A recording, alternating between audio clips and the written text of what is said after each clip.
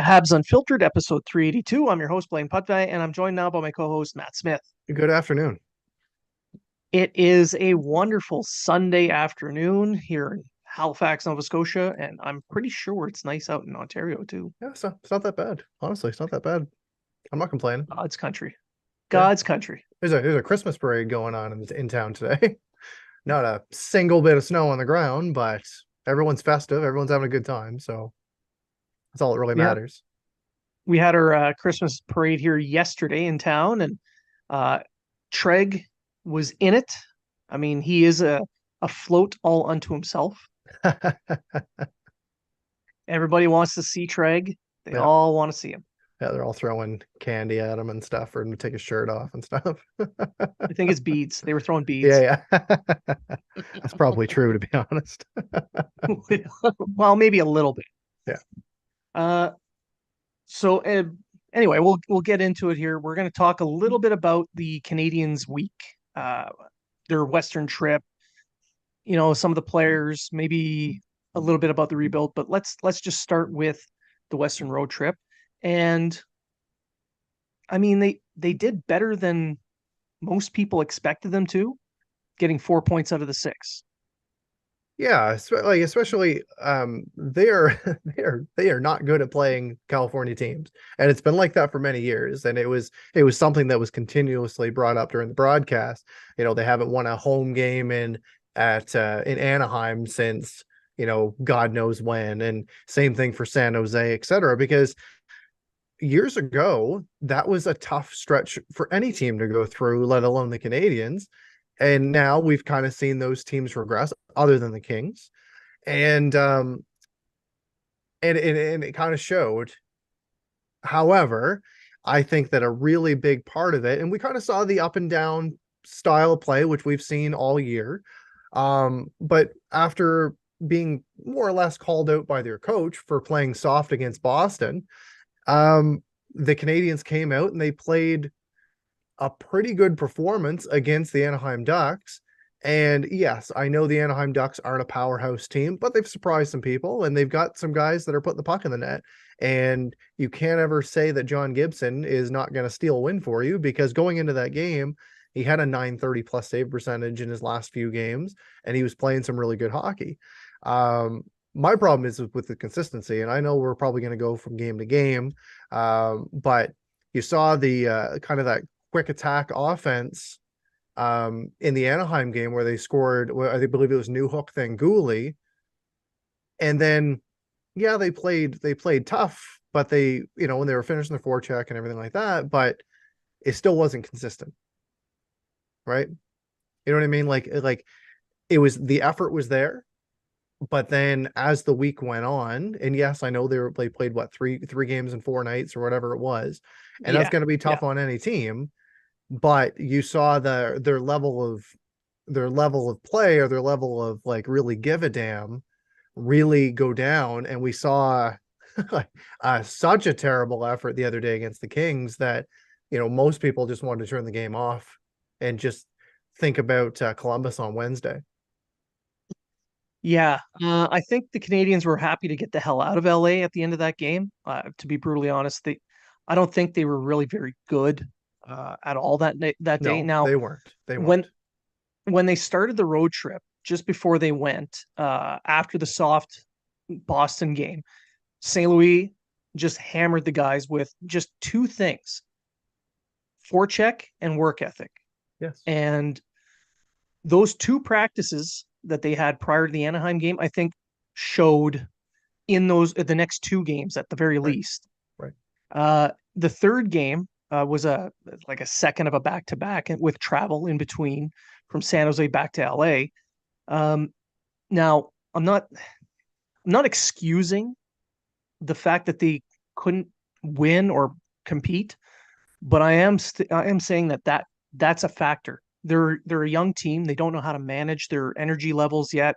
They're not quite sure how to approach the travel and how to prepare for back-to-back games yet. Right. So I think that had a lot to do with how flat they were, but it's not an excuse. They have to No. learn how to deal with that. Yeah. Like, for instance, the Anaheim game, it was the first game. where they were more or less called out by their coach, right? They score the two quick goals within like 38 seconds of each other. They take a 2-0 lead. And then all of a sudden it's like, all right, we took a penalty, pucks in the back of the net, literally 5 seconds later. And then Matheson scores probably a minute later. And then again, McTavish scores another one to make it a 3-2 game. And then all of a sudden they tie it up, and it's like, oh my God, here we go. Another tie game, another 1-goal game, another close game, etc. And then, New Hook finishes it with just over 3 minutes left in the game, right? So um I like that the team continues to fight, and I like how, unlike other years, they get a goal scored on them. We're not seeing them stop playing, and they'll try to get that next get a tough shift in the other zone after taking a goal, and we saw it in that game. um and we've also seen Jonathan Kovacevic all of a sudden become this offensive dynamo for the Canadiens. Yeah. But it's for me, throughout this whole trip and even throughout the whole season, it's consistency throughout the lineup. It's you don't have like start with the Anaheim game. Newhook had a fantastic game, right? Matheson scored a goal as well. But then you go to the next game and Newhook doesn't really do much, and someone else has to step up. But like, you're not seeing games that this guy's hot tonight, he's going to be hot the next game, or you know what I mean? Like, there's not that consistency throughout the lineup, and it's been like that for almost every player this season.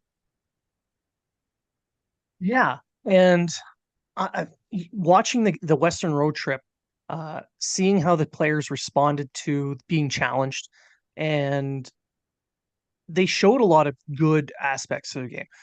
Clearly, the LA game sucked. They were Yes. not very good. However, a couple of players did stand out. Slafkovsky, for instance, Yeah, he's played well. Yeah. he he played extremely well. I think this San Jose game, he had almost 20 minutes of ice time.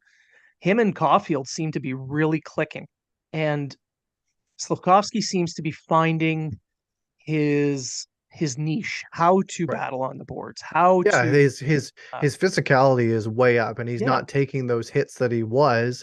He's delivering them, that's right. right? So it's nice to see he's shooting the puck more. There's still the times that he's like, should I shoot it? And by then it's too late.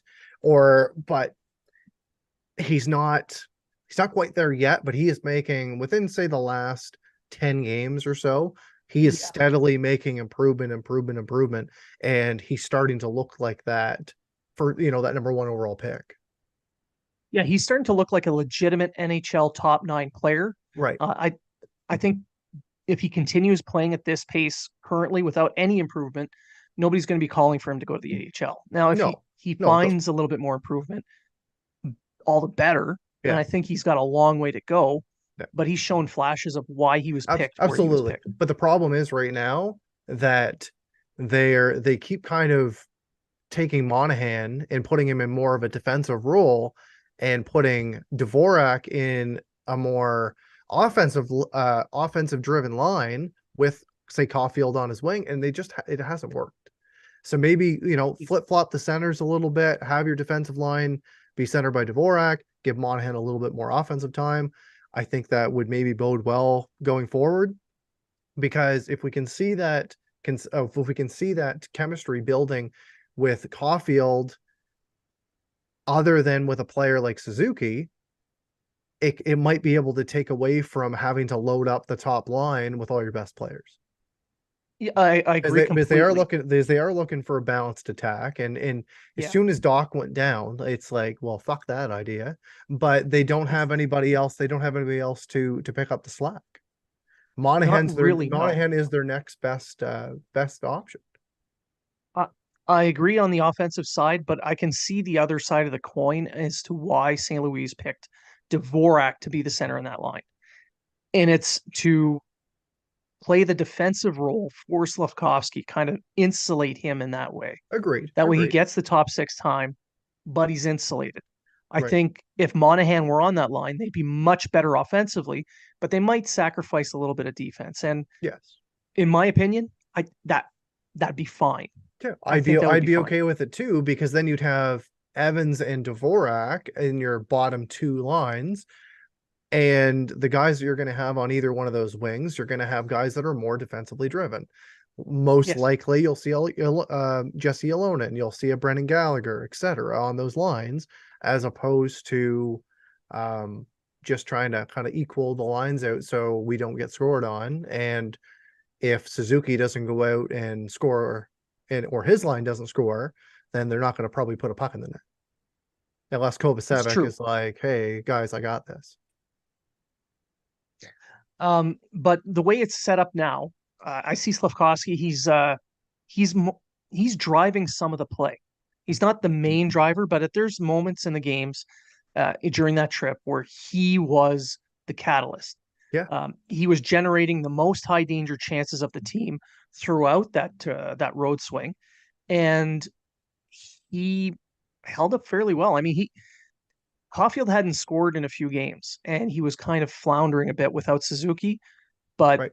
the two of the Caulfield and Slafkovsky, I think Caulfield's found his footing now with him. So the passes that Slafkovsky has made, like that breakout pass in the San Jose game, Yeah. beautiful, Well, absolutely I'll perfect. take it. I'll say it like this. Look at the confidence that the coach is starting to show into him, because look at Yes, they're down 2-0 against San Jose, and it's like, oh God, do not lose to San Jose, because social media is going to explode, and X or Twitter, whatever the hell he's going to call it, it's just going to implode. But then the Canadians storm back, tie the game in the third period. Slafkovsky to Cole Caulfield for 6 of the season. But then what I'm referring to is giving Slafkovsky the opportunity to win the game as the third shooter during the shootout, which ultimately went 6 rounds, um, which was capped off by a great goal by Jesse Alonen. But giving Slafkovsky, a guy that's more or less a pass first playmaking winger, made a really good move against Blackwood. Unfortunately, he deked himself out. But showing that he's got that confidence to have a guy that's out there that could have just won the game, instead of putting out a more, say, offensive star like a new hook, or a guy that you're going to trust a little bit more in a shootout situation like a Monahan or something like that. Or you never know, just giving the puck to Anderson and been like, okay, there's no one around you. It's just you and the puck and the goalie. Go out and score a goal and win a game for us, get some confidence. But instead, Slafkovsky goes out, dekes himself out. Canadians still win the game, but we're seeing that growth, and I think we're starting to see why the Canadians made the pick that they did, and what they saw in him, and his development. What, we're 20 games into the season or so. His development is starting to take off, and I'm not going to say the injuries have helped. They certainly haven't helped the team, but they have helped his development. Not having a guy like, say, Harvey Pinard to take those kind of minutes away from him. yeah, true. As much as everyone he loves to watch RHP play, it does open that door. And, pardon me. And we've seen other young players step up a little bit, like Yolonen. I Yeah, know he got that shootout winner, but his play throughout the rest of Western road trip was still fairly solid. yeah, He is becoming an NHL regular, he is. But and it's he's showing he unfortunate that he only belongs. played 7 minutes in that game. Pretty much didn't see the ice in the I third know. period, and then he's like, Yeah. "All right, you're up, kid," and he proved it. He proved that, hey, Yeah. you picked me, I won the game for you. Crowd goes wild, and we all go home happy, right? But I would like to see him maybe flip flop with Tanner Pearson. Maybe Pearson go down on a line with Evans, Yep. put Yolonen up with Monahan, and see if he can get a little bit more offensive touches. Let's just say that. Yeah. No, I Because, agree. I think that would be a good fit too. and he's still he's got a defensive mindset as well, so you don't have to really Yeah. worry about him as much. as you would with other players.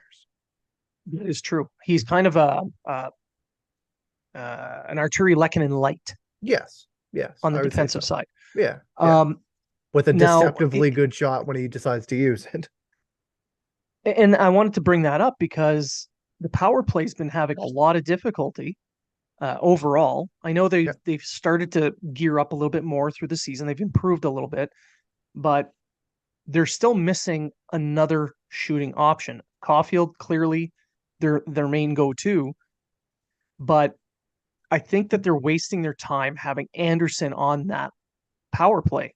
Anderson right now, who has not scored a goal yet, is having a lot of problems between the ears. It's a confidence thing for him. it is. It is. His shots aren't hitting where he wants to go. He's not going where he needs to go or wants to go.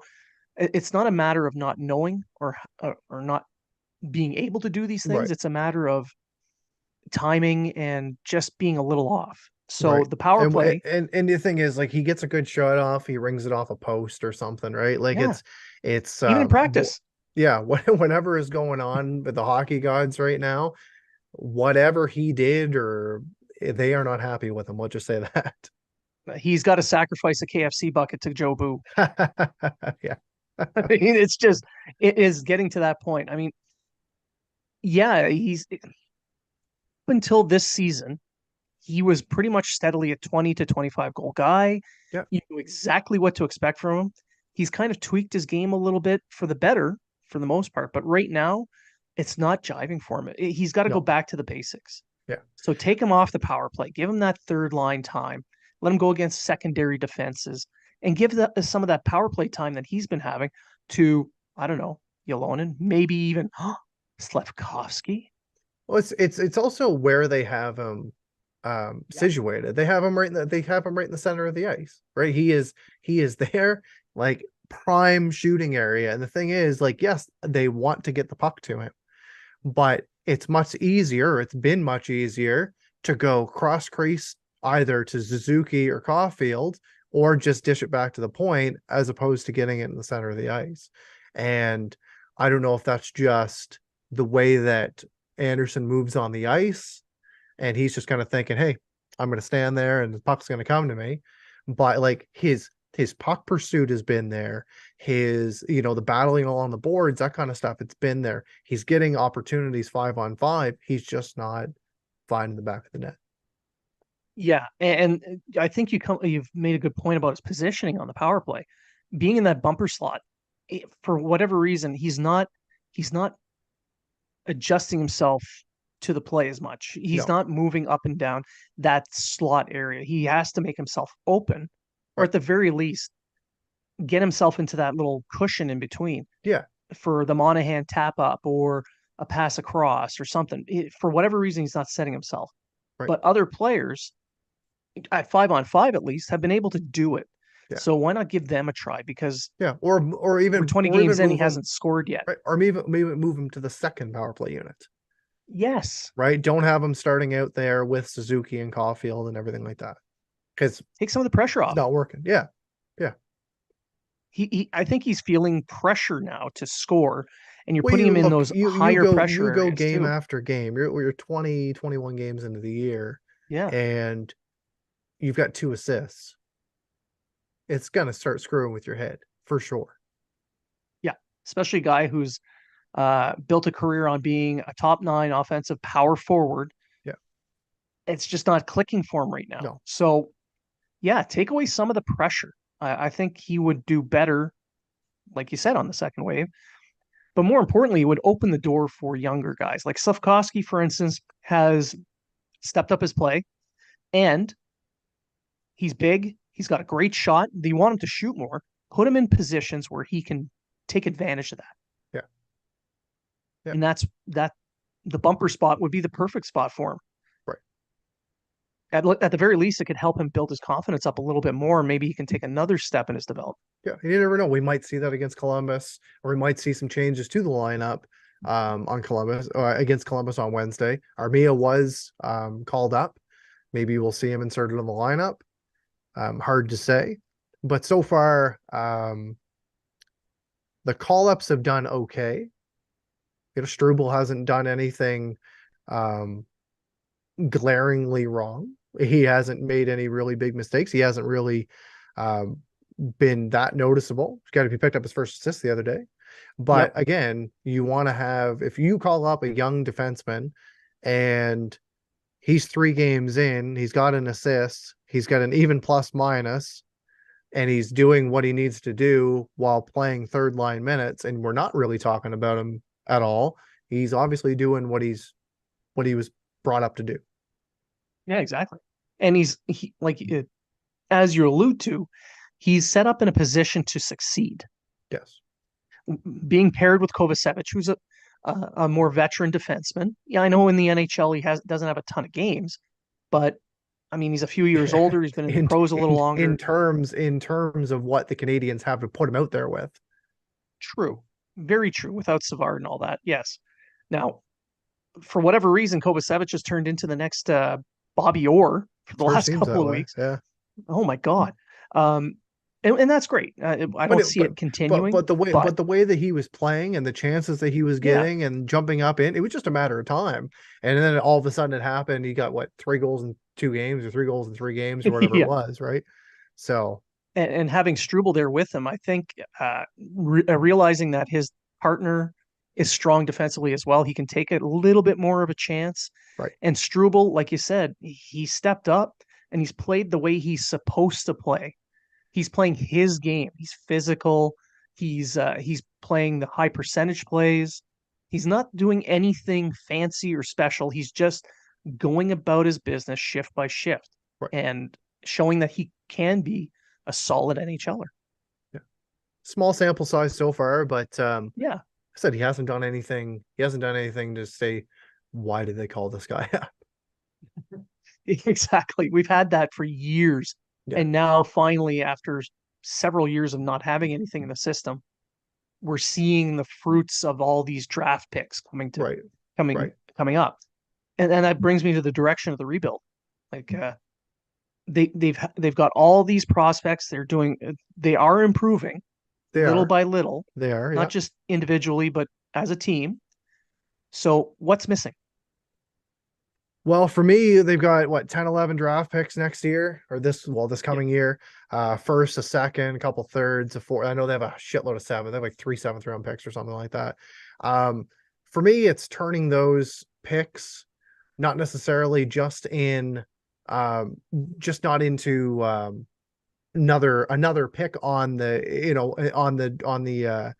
in the cupboard of prospects and just adding another name. It's picking meaningful players, or if somebody's not on your right, somebody not on your it's not on your list, maybe defer the pick, maybe trade the pick, etc. Try to take that and use it as a trade chip or something like that. I'm not going to say 7th round picks are going to turn into NHL superstars, but like, for instance, like in 2025, if that Calgary pick actually happens and you read the long scripture of of everything that they need to do to get that pick, they've got 2 firsts, 2 seconds, 2 thirds, and 2 fourths. Like if they don't utilize all those, like that is prime trading opportunity time Yeah. right there. And they're going to shed some contracts that year. They're going to have more money to spend, etc. That's the time where you need to make that jump and be like, okay, we're going to go and be a little bit more competitive now. I can see them doing the same thing um going into the next year, but the skill-based players, Joshua Roy, Owen Beck, Lane Hudson, Ryan Bacher, those kind of guys, help is on the way. Yeah. Fowler, another one, help is on the way, but don't expect it to happen overnight. Ryan Bacher Mm. even might not be on the team next year. Lane Hudson very well could be, but who knows? That's a decision that will still have to be made. I think Joshua was on this team next year with how he's been playing Honestly, I agree. in the AHL. But Yeah. same thing as maybe a guy like Logan Mailloux. But what they're doing with the development of their players in the AHL, mainly with those two, with all the injuries they've had, even they haven't made the flinch reaction to say, okay, we gotta bring up that best player in Laval right now. Instead, let's help him develop. We'll let him play against this level of competition, gain his confidence, and we'll see. Like Mayu, it took him a long time to get going, and then all of a sudden he went on a small tear. Yeah. Right? And so, like you said, there's a lot of help on the way up, not just in one area either. Goaltending, Yes. defense. There's Yes. some good, solid two-way wingers. Yeah. There's a couple of good, solid two-way centers. But what I'm seeing is there is a need in the system for some star power. Absolutely, absolutely. But it's So and it's and that is not making, say, the safe pick, right? Quote, exactly. quote unquote, right?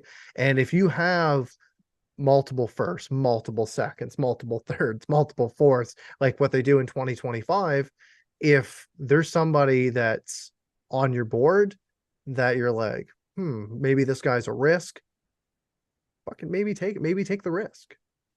Yeah, take some risk or trade up. Yeah, Use some of that draft capital to move up to a absolutely. guy that Absolutely. you're more sure of. Yes. Not just to move up in the draft, but trade for somebody who's a little bit more established. There's some prospects out there who, I mean, I'm not going to name any. I have nothing specific in mind, but I'm sure there's some prospects out there who have some star qualities, who, for whatever reason, uh, are taking a little bit longer, or they're upsetting their teams. Like I don't know, say like For Quentin one from Byfield in LA. yeah, Quentin Byfield, but he took a while to get going. Now he's on a Yeah, tear. For me, it's a guy like Kent Johnson, Columbus, right? Put up 40 yeah, some points last year, and then he just didn't have it this year, and he's down playing in the AHL now, right? A yeah, guy like that, former first round pick out of Michigan, I believe. Another guy who has mostly been drawn back due to um the organization that he's in is a guy like Askarov or Dustin Wolf. yeah. These are guys If that you're have to get drawn back.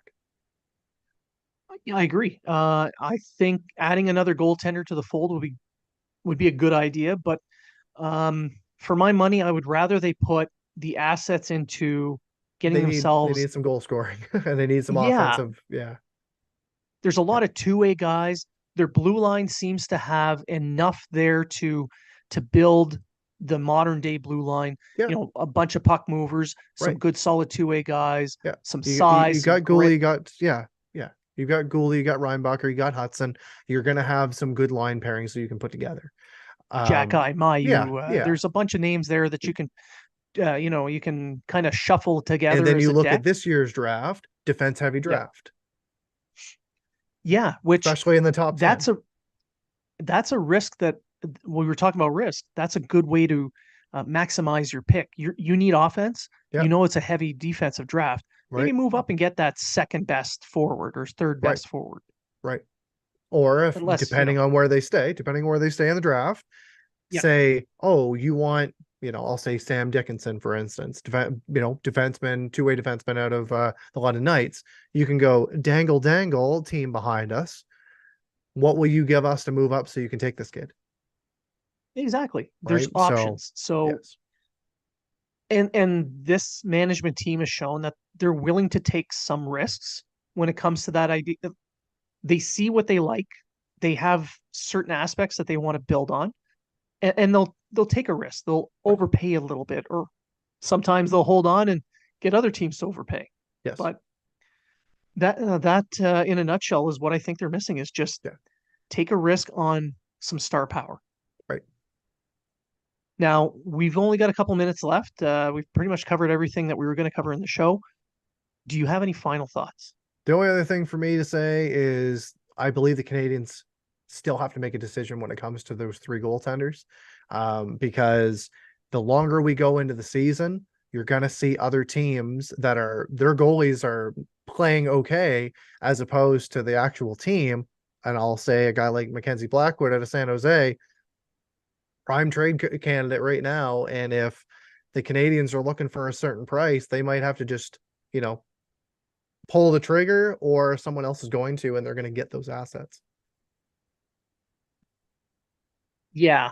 Um, I think that would be the biggest immediate need.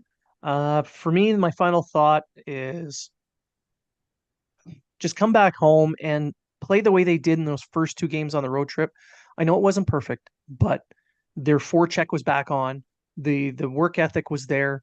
The forwards were starting to gel a little bit and take some risks and play off each other. If they can do that in the next game, I know Columbus isn't a big powerhouse or anything, but I think that would bode well, especially after a few days off. I think we're going to Yeah. see a much better, more prepared Canadians putting on a better show. Yes. And I just want to say thank you to everyone for tuning in. Thank you for listening. Uh, we unfortunately didn't have Treg on this episode, but we're going to do our best to get everybody together again. It's the holiday season starting up, so uh, Merry Christmas, Happy Holidays, all that. Uh, let's get festive and ho ho ho, go Habs go. So again, thanks for listening. And if remember, if you're talking about it, so are we.